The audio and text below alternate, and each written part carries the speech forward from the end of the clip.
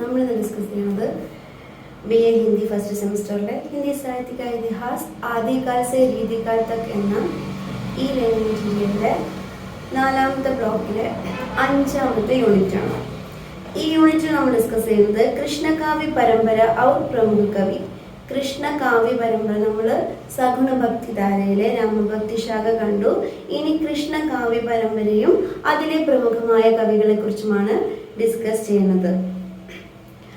मध्यकालीन भक्तिकालीन हिंदी कविता के सौंदर्य शास्त्र समझता है. ഭക്തികാലത്തിലെ മധ്യകാലീൻ ഭക്തികാലത്തിലെ ഹിന്ദി കവിതയുടെ സൗന്ദര്യം എങ്ങനെയുള്ളതാണെന്ന് മനസ്സിലാക്കുന്നു. सूरदास के समय की सामाजिक राजनीतिक भक्ति संबंधी परिस्थितियां कृष्ण भक्ति धारा का महत्व कृष्ण भक्त कवियों के सामाजिक दृष्टिकोण आदि पर जानकारी प्राप्त करता है. സൂർദാസിന്റെ സമയത്തുണ്ടായിരുന്ന സാമൂഹികവും രാഷ്ട്രീയവും ഭക്തി സംബന്ധമായ പരിസ്ഥിതിയും കൃഷ്ണഭക്തിധാരയുടെ കാലത്തിന്റെ महत्वവും कृष्णभक्ति कवियों का सामाजिक दृष्टिकोण आदि पर जानकारी प्राप्त करता है. अष्टजाम के कवियों के स्थान एवं उनकी मुख्य रचनाओं की विशेषताएं समझता है. അഷ്ടജാവിലെ കവികളുടെ സ്ഥാനവും അവരുടെ മുഖ്യ രചനകളുടെ വിശേഷതയും നമ്മൾ ഈ പാഠത്തിലൂടെ ഈ യൂണിറ്റിലൂടെ മനസ്സിലാക്കുന്നു.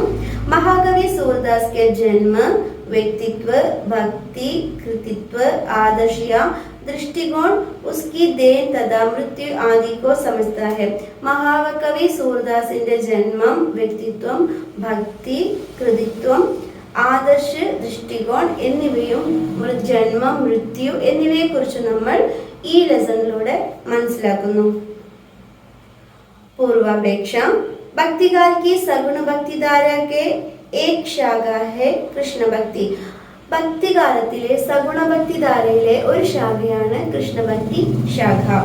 കൃഷ്ണ ഭഗവാൻ വിഷ്ണു കെ അവതാർ ഹെ. കൃഷ്ണ ഭഗവാൻ വിഷ്ണുവിന്റെ അവതാരമാണ്. കൃഷ്ണ കെ ചരിത്ര के आधार पर രചിത രചന കൃഷ്ണ ഭക്തി സാഹിത്യ के नाम से जाना जाता है. കൃഷ്ണന്റെ ജീവചരിത്രവുമായി ബന്ധപ്പെട്ട് എഴുതിയ ചരിത്രങ്ങൾ അടങ്ങിയ രചനകൾ ധാരാളം നടത്തിയ ആ ഒരു ശാഖയാണ് നമ്മൾ കൃഷ്ണഭക്തി ശാഖ. ഇവിടെ കൃഷ്ണനാണ് അവരുടെ ദൈവവും അവതാര പുരുഷനും. അദ്ദേഹത്തെ കുറിച്ചുള്ള രചനകളാണ് അവർ കൂടുതലായും എഴുതിയിരുന്നത്. കൃഷ്ണഭക്തി കാവ്യധാര के आधार ഗ്രന്ഥ ശ്രീമദ് ഭാഗവത് ഹെ. ഈ കൃഷ്ണഭക്തി ശാഖയുടെ ആധാര ഗ്രന്ഥം എന്ന് പറയുന്നത് ശ്രീമദ് ഭാഗവതമാണ്. काशी के सन्यासी वल्लभाचार्य ने अपने इष्ट देव कृष्ण की भक्ति के प्रचार प्रसार का नेतृत्व दिया था. കാശിയിലെ സന്യാസിയായിരുന്ന വല്ലഭാചാര്യനാണ് അദ്ദേഹത്തിന്റെ ഇഷ്ടദേവനായ കൃഷ്ണന്റെ ഭക്തി പ്രചരണത്തിന് വേണ്ടി നേതൃത്വം നൽകിയിരുന്നത്. वल्लभाचार्य द्वारा स्थापित पृष्ठी मार्ग कृष्ण भक्ति द्वारा को गीतशील बना दिया है. വല്ലഭാചാര്യനാൽ സ്ഥാപിക്കപ്പെട്ട പൃഷ്ടി മാർഗം കൃഷ്ണഭക്തി ധാരയിൽ ധാരാളം കവിതകൾ രചിക്കുകയും അതിന്റെ പ്രചാരത്തിന് വേണ്ടി ഉപയോഗിക്കുകയും ചെയ്തിരുന്നു. अधिकांश कृष्ण भक्त कवियों ने वृंदावन में प्रचलित ललित कोमल ब्रज भाषा को काव्य भाषा के रूप में स्वीकार किया. കൂടുതലായിട്ടുള്ള കൃഷ്ണഭക്തിയിൽപ്പെട്ട എല്ലാ എഴുത്തുകാരും ഏറ്റവും ലളിതവും കോമളവുമായ ബ്രജ് ഭാഷയാണ് കൃഷ്ണചരിതങ്ങൾ രചിക്കാൻ വേണ്ടി ഉപയോഗിച്ചിരുന്നത്. कृष्ण भक्ति के प्रचार प्रसार में आचार्य वल्लभ एवं उनके सुपुत्र गोसाई विठलनाथ ने महत्वपूर्ण योगदान दिया है. ഈ കൃഷ്ണഭക്തി ശാഖയുടെ പ്രചാരണത്തിന് വേണ്ടി ആചാര്യ വല്ലഭാചാര്യനും അദ്ദേഹത്തിന്റെ മകനായ വിഠലനാഥും നൽകിയിട്ടുള്ള അവരുടെ രണ്ടുപേരുടെയും പ്രയത്നങ്ങൾ വളരെ മഹത്വപൂർണ്ണമാണ്. प्रधानപ്പെട്ട पॉइंट्स। महात्मा सूरदास हिंदी के सगुण भक्ति को प्रवाहमान बनाने वाले कृष्ण भक्त कवियों में सर्वश्रेष्ठ है। महात्मा सूरदास हिंदीയിലെ സഗുണ ഭക്തി പ്രവാഹം बनाने वाले कृष्ण भक्त कवियों में सर्वश्रेष्ठ है।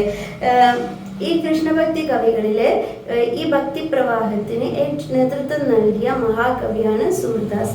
അദ്ദേഹമാണ് ഇതിന്റെ പ്രവർത്തകൻ എന്നും അറിയപ്പെടുന്നത്. सूरदास श्री कृष्ण के अनन्य उपासक तथा ब्रजभाषा के सर्वोच्च कवि है. സൂർദാസ് ശ്രീകൃഷ്ണന്റെ അനന്യനായ ഒരു ഭക്തനും കൂടാതെ ബ്രജുഭാഷയിലെ ഉത്തമനായ സർവോച്ചനായ ഒരു കവി കൂടി ആയിരുന്നു. उन्होंने हिंदी साहित्य के सूर्य कहा जाता है. അദ്ദേഹത്തെ ഹിന്ദി സാഹിത്യത്തിലെ സൂര്യൻ എന്നാണ് അറിയപ്പെടുന്നത് അദ്ദേഹം. സൂർദാസ് അന്ധേതെ, അദ്ദേഹം കാഴ്ചയില്ലാത്തവനായിരുന്നു, ഒരു അന്ധനായിരുന്നു. सूर को स्वामी विठलनाथ ने पृष्ठि मार्ग जहाज करता है.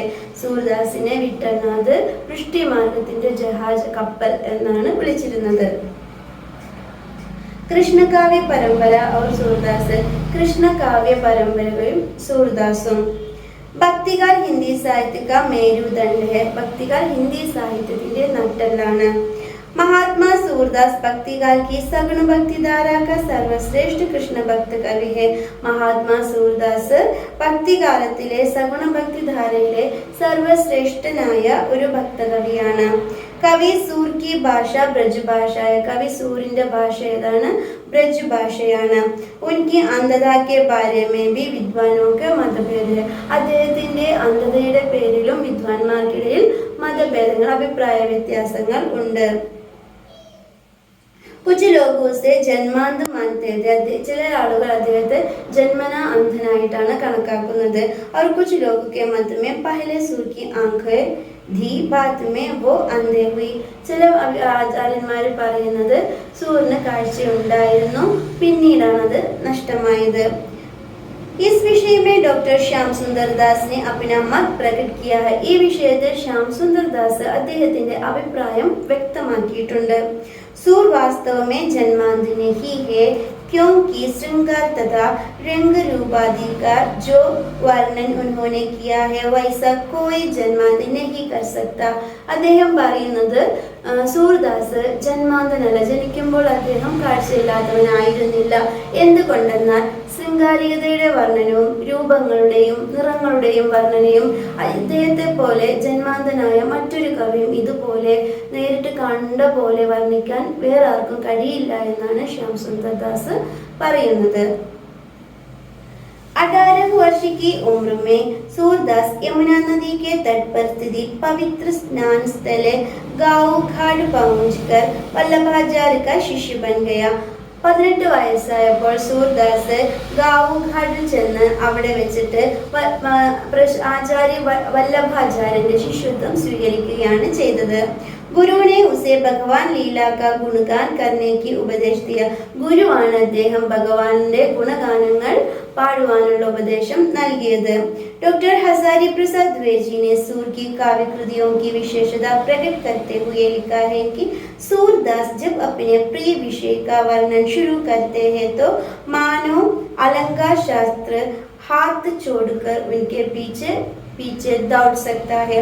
ഡോക്ടർ ഹസാരി പ്രസാദ് ഇപ്രകാരം പറഞ്ഞു: എപ്പോഴാണോ സൂർദാസ് തന്റെ പ്രിയ കൃഷ്ണന്റെ വിഷയത്തെക്കുറിച്ച് വർണ്ണിക്കാൻ തുടങ്ങുന്നത്, അപ്പോൾ എല്ലാ അലങ്കാര ശാസ്ത്രവും അദ്ദേഹത്തിനെ കൈകൂപ്പിക്കൊണ്ട് അദ്ദേഹത്തിന്റെ പിന്നാലെ പോകുന്നു എന്ന്. അദ്ദേഹത്തിന്റെ അലങ്കാര ശാസ്ത്രം വർണ്ണനകൾ അത്യധികം മനോഹരമാണ് എന്നാണ് ഡോക്ടർ ഹസാരി പ്രസാദ് ദ്വിവേദി ഇതിലൂടെ നമുക്ക് വ്യക്തമാക്കി തരുന്നത്.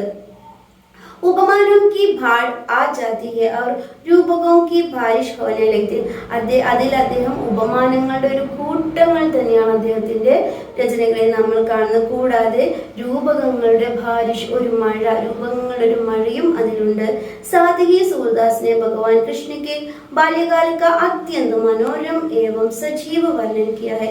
കൂടാതെ സൂർദാസ് കൃഷ്ണന്റെ ബാല്യകാലത്തെ അത്യന്തം മനോഹരമായും സജീവ്, നമ്മൾ നേരിട്ട് കാണുന്ന, കണ്ണുകൊണ്ട് കാണുന്ന തരത്തിൽ അതീവ മനോഹാരിതയോട് കൂടി അത് വർണ്ണിക്കുകയും ചെയ്തിട്ടുണ്ട്. श्रृंगार एवं वात्सल्य रस के चित्रण में सूरदास अत्युदीय है. ശൃംഗാര രസവും വാത്സല്യ രസവും വർണ്ണിക്കുന്നതിൽ സൂർദാസ് അഗ്രഗണ്യനായിരുന്നു. वैसे बालक मनोविज्ञान का आविष्कार सूर ने कितनी सत्कर्ता से किया था उतना अन्यत्र दुर्लभ है. അദ്ദേഹം കുട്ടികളുടെ മനഃശാസ്ത്രം വളരെ അതിമനോഹരമായിട്ടാണ് വർണ്ണിച്ചിരിക്കുന്നത്. അദ്ദേഹത്തിനല്ലാതെ മറ്റൊരാൾക്കും ഇങ്ങനെ ചെയ്യുക എന്ന് ദുർലഭമാണ്. श्री कृष्ण के जीवन के महत्वपूर्ण संदर्भों का चित्रण सूर ने अपने ग्रंथों में अत्यंत आकर्षक एवं मार्मिक ढंग में किया गया है.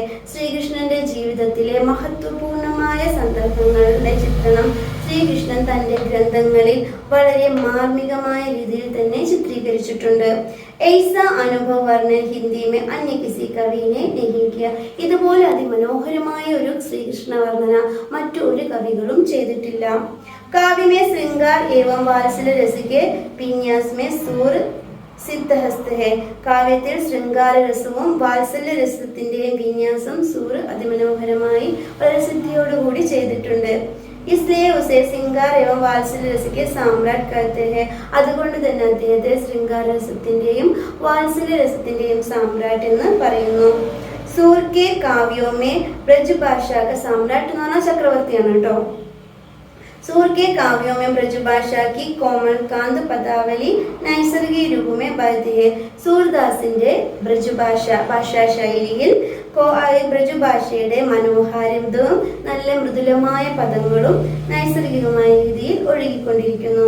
भाषा में ऐसे लालित एवं प्रभाव दूसरे कवियों में देखने की नहीं मिलता है. ഭാഷയുടെ ഉള്ള ഈ ലാളിത്യം മറ്റൊരു കവികളിലും കാണാൻ കഴിയാത്തൊരു സവിശേഷതയാണ്. അത്യവയും കവിയും കെ സൂർ ഹിന്ദി സാഹിത്യ സൂരജ്.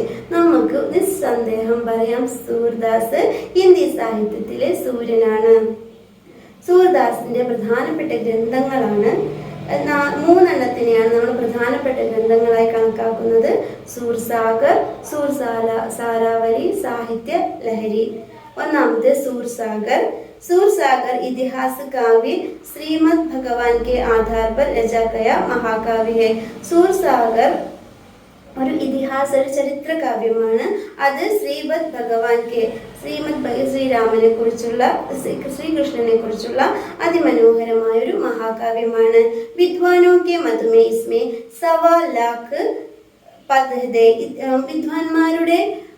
വിദ്വാൻമാൻ പറയുന്നതിൽ 1,25,000 പദങ്ങൾ ഉണ്ടെന്നാണ്. സവാലാക്ക് പദങ്ങളുണ്ട് എന്നാണ് ഇതിൽ പറയുന്നത്. अभी तक लगभग 5,000 पद संकलित कर प्रकाशित. ഇതുവരെ 5,000 പദങ്ങൾ മാത്രമാണ് നമ്മൾ പ്രകാശനം ചെയ്തിട്ടുള്ളത്. इस महाकाव्य में 12 स्कंद है. ഇതിൽ 12 സ്കന്ധങ്ങൾ ഉണ്ട്. इसका मुख्य वर्ण्य विषय श्री कृष्ण लीला है. ഇതിന്റെ പ്രധാന വിഷയം എന്ന് പറയുന്നത് ശ്രീകൃഷ്ണ ലീലകളാണ്. साथ ही साथ विनय, वैराग्य, सत्संग एवं गुरु महिमा से संबंधित पद भी इसमें उपलब्ध है. കൂടാതെ ഇതിൽ വിനയം, വൈരാഗ്യം, സത്സംഗം നല്ല കൂട്ടുകെട്ടുകൾ, കൂടാതെ ഗുരുമഹിമ എന്നിവയെ കുറിച്ച് വർണ്ണിക്കുന്ന പദങ്ങളും നമുക്ക് ഈ സൂർസാഗറിൽ കാണാൻ കഴിയും. അടുത്തതാണ് सूर सारावली. सूर सारावली में भगवान कृष्ण कुरुक्षेत्र से लौटने के बाद ही घटना है. सूर सारावलिയിൽ ശ്രീകൃഷ്ണൻ കുരുക്ഷേത്ര യുദ്ധത്തിന് ശേഷം മടങ്ങി വരുന്ന ലൗട്ട്നെ ബാദ് അവിടുന്ന് തിരിച്ചു വന്നതിന് ശേഷമുള്ള ഘടനകളാണ് സൂർ സാരാവലിയിൽ എഴുതിയിട്ടുള്ളത്. സംയോഗ ലീല, ബസന്ത് ഹിൻഡോല ഏവം ഹോളി ആദി പ്രസംഗവും का वर्णन है. ഇതിലെ സംയോഗലീലയുണ്ട്, ബസന്ത് ഹിൻഡോല, ഹോളി തുടങ്ങിയ സംഭവങ്ങളെല്ലാം അതിമനോഹരമായി വർണ്ണിച്ചിട്ടുണ്ട്. അടുത്താണ് സാഹിത്യ ലഹരി. സാഹിത്യലഹരി ഏക ലഘു ഗ്രന്ഥ. സാഹിത്യലഹരി വളരെ ചെറിയ ഒരു ഗ്രന്ഥമാണ്. इसमें रस, अलंकार और नायिकावेद आदि का वर्णन. ഇതിൽ രസങ്ങളെ കുറിച്ചും അലങ്കാരങ്ങളെ കുറിച്ചും നായികാവേദത്തെ കുറിച്ചും വർണ്ണിച്ചിട്ടുണ്ട്. इसका मुख्य रस ഇതിന്റെ മുഖ്യമായ രസം ശൃംഗാരമാണ്. മൃത്യു, അദ്ദേഹത്തിന്റെ മരണം. वल्लभाचार्य के पौत्र तथा विठलनाथ के पुत्र गोकुलनाथ कृत 84 वैष्णव की यात्रा के अनुसार सूरदास की मृत्यु सन 1584 में गोवर्धन पहाड़ के निकट स्थान पारसोली में हुआ है. വല്ലഭാചാര്യന്റെ ചെറുമകനും വിഠലനാഥിന്റെ പുത്രനുമായ ഗോകുൽനാഥ് എഴുതിയ 84 വൈഷ്ണവരുടെ വാർത്ത എന്ന് പറയുന്ന ആ ഗ്രന്ഥത്തിൽ സൂർദാസിന്റെ മൃത്യു 1584 ഗോവർദ്ധന മലയുടെ അടുത്ത് സ്ഥിതി ചെയ്യുന്ന പാർസോളിയിലാണ് എന്ന് പറയപ്പെടുന്നു. ഇത് ഇന്ന് ഉത്തർപ്രദേശിന്റെ അടുത്തുള്ള മധുര ജില്ലയിലെ ഗോവർദ്ധൻ ഗ്രാമം എന്ന് അറിയപ്പെടുന്നു. ഇവിടെയാണ് അദ്ദേഹത്തിന്റെ മൃത്യു എന്നാണ് പറയപ്പെടുന്നത്. सूरदास के समय की सामाजिक परिस्थितियां സൂർദാസിന്റെ ആ കാലഘട്ടത്തിലെ സാമൂഹികമായ പരിസ്ഥിതികൾ എന്തെല്ലാമാണെന്ന് നോക്കാം. ആദ്യകാലം में उत्तर भारत में मुस्लिम शासन की स्थापना हुई. ആദ്യകാലത്ത് ഉത്തർ ഭാരതത്തിൽ മുസ്ലിങ്ങളുടെ ഭരണത്തിന് തുടക്കം കുറിച്ചിരുന്നു. ഹിന്ദു ലോക ധീരെ ധീരെ ഇസ്ലാം ധർമ്മിക്ക് ഓർ ആകൃഷ്ട. ഹിന്ദു ജനങ്ങൾ പോകെ പോകെ ഇസ്ലാമിക മതത്തിൽ ആകൃഷ്ടരാവുകയും അതിലേക്ക് ചേരാനും തുടങ്ങി. ധർമാന്തരൻ സോറോം പർ ചൽ രഹേ थे. ഈ മതം മാറ്റം നടന്നുകൊണ്ടേയിരുന്നു. हिंदुओं में अंधविश्वास, जाति प्रथा, छुआछूत, विधवाओं के प्रति अन्यायपूर्ण व्यवहार आदि फैले थे. ഹിന്ദുക്കളുടെ ഇടയിൽ അന്ധവിശ്വാസം, ജാതിപ്രഥ, ചുവാചൂത, തൊട്ടുകൂടായ്മ, വിധവാവും കെ പ്രതി അന്യായപൂർണ്ണ, വിധവകളോടുള്ള അന്യായ പ്രവർത്തികൾ എന്നിവയെല്ലാം പടർന്നിരുന്നു. अमानवीय व्यवहार सह सहकर निम्न जाति के लोगों को जीवन असह्य हो चुकी थी. ഈ മനുഷ്യത്വമില്ലാത്ത പ്രവർത്തികൾ സഹിച്ച് സാധാരണ ജനങ്ങളുടെ ജീവിതം വളരെ അസഹനീയമായിരുന്നു. बाल विवाह, सती अनुष्ठान आदि दुराचार चारों ओर प्रचलित है. ശൈശവ വിവാഹങ്ങളും സതി അനുഷ്ഠിക്കലും ഈ കാലത്തെ ദുരാചാരങ്ങളായിരുന്നു. സ്ത്രീകൾക്കോ ശിക്ഷ നഹി ദേതി. സ്ത്രീകൾക്ക് വിദ്യാഭ്യാസം നൽകിയിരുന്നില്ല. പുരുഷ ബഹുവിവാഹകർ ആഡംബരപൂർണ്ണ ജീവൻ ബിതാതെ. പുരുഷന്മാർ ബഹുവിവാഹം, ഒന്നിലധികം വിവാഹങ്ങൾ കഴിച്ച് ആഡംബരപൂർണമായി ജീവിച്ചിരുന്നു. ഈ സമയം ഹിന്ദു സമാജിക്ക് അവസ്ഥ ബഡി ശോചനീയ. ഈ കാലഘട്ടത്ത് ഹിന്ദു സമൂഹത്തിന്റെ അവസ്ഥ വളരെ ശോചനീയമായിരുന്നു. भक्ति काल के पूर्वार्ध में समाज दो वर्गों में विभक्त हो चुकी थी. മധ്യകാലത്ത് ഈ ഭക്തികാലത്ത് പൂർവർദ്ധന്മേ സമാജ് ഭക്തികാലത്തിന്റെ തുടക്ക കാലഘട്ടത്തിൽ സമൂഹത്തെ 2 വർഗങ്ങളായിട്ട് തരംതിരിച്ചിരുന്നു. പഹല ഉച്ചുകുൽ ജാതി, ബാദ്ഷാ, രാജ, സേട്ട്, സാഹുകാർ, സാമന്ത് ആദി. അതിന് ഒരു മുകളിലുള്ളവരെന്ന് പറഞ്ഞാൽ രാജാക്കന്മാര്, ചക്രവർത്തിമാര്, ഈ ഫ്യൂഡലിസ്റ്റുകള്, സേട്ടുമാർ, ഇവരൊക്കെ അടങ്ങുന്നതായിരുന്നു ആദ്യത്തെ ഒരു വിഭാഗം. ദൂസരെ വർഗം, രണ്ടാമത്തെ വർഗം എന്നാണ് കിസാന്, മസ്ദൂർ, പദദളിത്. ഈ കൃഷിക്കാരും വ്യാപാരികളും ദളിതന്മാരും ഒക്കെ അടങ്ങുന്ന മറ്റൊരു വിഭാഗം ജനങ്ങളും. തവ സാമാജിക് ബദലാവ് ഏക് അനിവാര്യ വിഷയ ബനാത. അപ്പോൾ ഒരു സാമൂഹികമായ മാറ്റം, പരിവർത്തനം ആ കാലഘട്ടത്തിൽ അനിവാര്യമായിരുന്നു. സൂർദാസ് കെ സമയക്ക് രാജനൈതിക പരിസ്ഥിതി. ഇപ്പൊ നമ്മൾ പറഞ്ഞ സൂർദാസിന്റെ കാലത്തിലെ സാമാജിക പരിസ്ഥിതിയാണ്, സാമൂഹികമായ പരിസ്ഥിതി. ഇനി നമ്മൾ നോക്കുന്നത് രാഷ്ട്രീയ പരിസ്ഥിതി എന്താണെന്നാണ്. രാജനീതിക ദൃഷ്ടി से देखो तो भक्ति काल में उत्तर भारत में तुगलक वंश से लेकर मुगल वंश के शासन काल रहे थे. നമ്മൾ രാഷ്ട്രീയമായ കാഴ്ചപ്പാടിലൂടെ നോക്കുമ്പോൾ ഭക്തികാലത്ത് നമ്മുടെ ഭാരതത്തിൽ തുഗ്ലക് വംശത്തിന്റെ ഭരണവും മുഗൾ വംശത്തിന്റെ ഭരണവും ഉണ്ടായിരുന്നു. इस काल में अधिकांश तुगलक और लोधी वंश के शासकों ने शासक थे. ഈ കാലഘട്ടത്തിൽ കൂടുതൽ തുഗ്ലക് വംശത്തിലുള്ളവരും ലോധി വംശത്തിലുള്ളവരുമാണ് ഭരണം നടത്തിയിരുന്നത്. ये शासक अन्यायी और अधिकार मोही थे. ഇവർ അന്യായികളും അധികാരമോഹികളുമായിരുന്നു. ഉന്മേം സാമ്പ്രദായിക ചിന്ത പ്രബലതി. അവരിൽ സാമ്പ്രദായികമായ ചിന്ത, പരമ്പരാഗതമായ ചിന്തകൾ, അനുഷ്ഠാന ചിന്തകൾ, ആചാര ചിന്തകൾ എല്ലാം വളരെ കൂടുതലായിരുന്നു.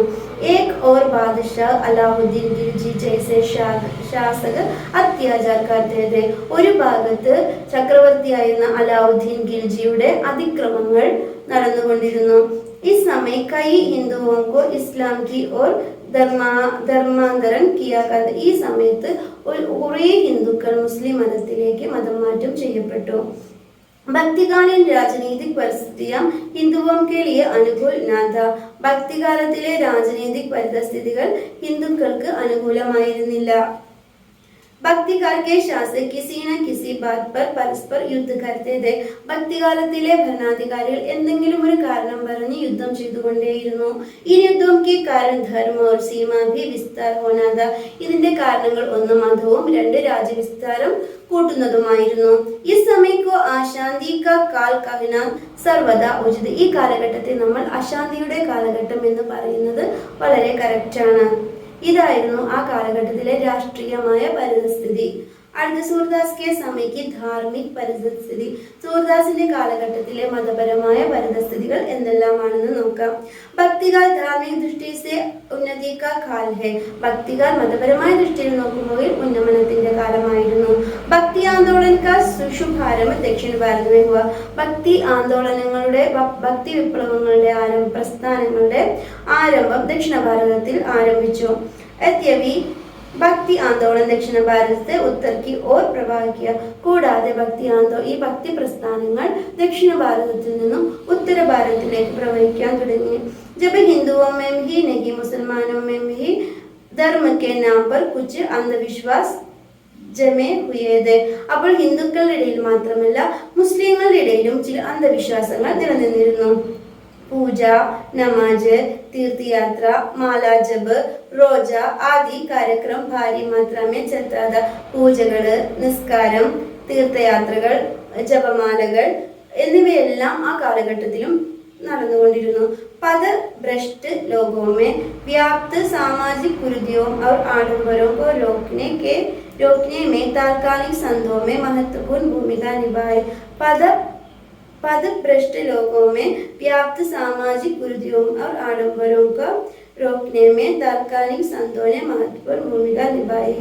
സ്ഥാനഭ്രഷ്ടരാക്കപ്പെട്ട ആളുകളുടെ സാമൂഹികമായ കുരുതികളും ആഡംബരങ്ങളും ഇല്ലാതാക്കുന്നതിന് ഈ സന്യാസിമാരുടെ ഭൂമിക വളരെ വലുതാണ്. इस कलुषित स्थितियों में कबीर ने समाज सुधारक तुलसीदास ने सामान्यवाद का और सूरदास भगवान कृष्ण का लोकरंजन रूप वर्णन द्वारा तात्कालिक वातावरण को बदलने के लिए भरसक प्रयत्न किया. ഈ കലുഷിതമായ പരിതസ്ഥിതിയിൽ സമാജ സുധാരണത്തിന് വേണ്ടിയിട്ട് കബീർ സാമൂഹിക പരിഷ്കർത്താവിന്റെ വേഷത്തിലും തുളസിദാസ് സമന്വയവാദിയുടെ രൂപത്തിലും സൂർദാസ് ഭഗവാൻ കൃഷ്ണനിലൂടെ രോഗരഞ്ജൻ ദ്വാര ഈ ഒരു വാതാവരണം മാറ്റുന്നതിന് വേണ്ടിയിട്ടുള്ള വളരെയധികം നിരന്തരം പ്രയത്നം ചെയ്തുകൊണ്ടേയിരുന്നു. सूरदास के समय की आर्थिक परिस्थिति അടുത്തത് സാമ്പത്തിക പരിതസ്ഥിതിയാണ്. സൂർദാസ് के समय लोगों को आर्थिक स्थिति बड़ी शोचनीय थी. സൂർദാസിന്റെ കാലഘട്ടത്തിൽ ജനങ്ങളുടെ സാമ്പത്തിക സ്ഥിതി വളരെ മോശമായിരുന്നു. इस समय के अधिकतर लोगों को जीने के लिए आवश्यक ആംദനി നാഥ.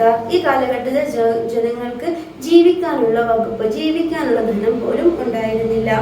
खेती भारी मुख्य नौकरी കൃഷിയായിരുന്നു പ്രധാന വരുമാന മാർഗം.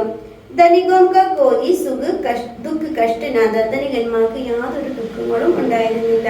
इसलिए धनिकों का जीवन आडंबरपूर्ण है तो दरिद्र अत्यंत संकटपूर्ण जीवन बिता करते थे.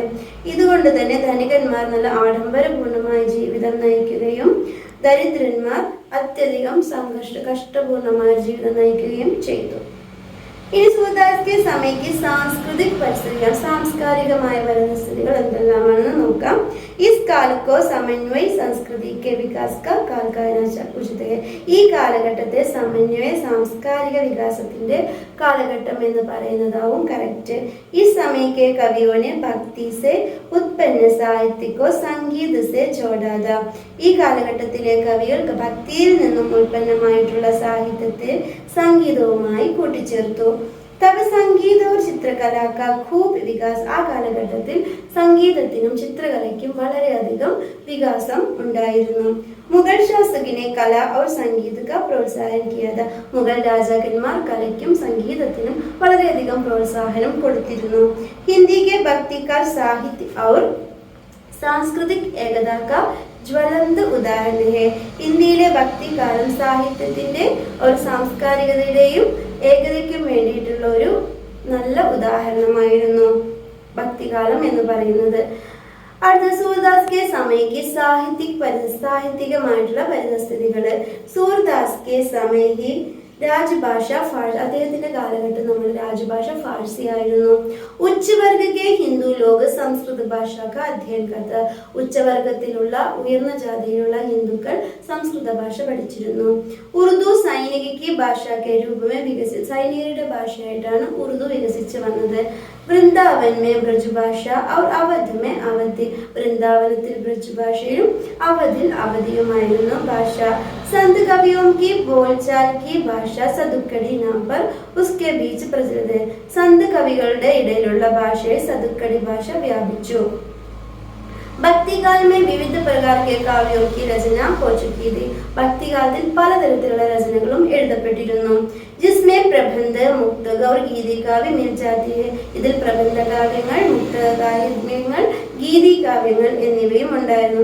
इस काल के कवि निर्गुण और सगुण भक्त. ഈ കാലത്തെ കവികൾ നിർഗുണരും സഗുണരുമായിരുന്നു. यह कहना उचित न होता है कि इस समय के साहित्य मन, मस्तिष्क और हृदय की अशांति को शांति के रूप में परिवर्तित कर देता है. ഈ കാലഘട്ടത്തിലെ ഇങ്ങനെ പറയുന്നത് അനുചിതമല്ല.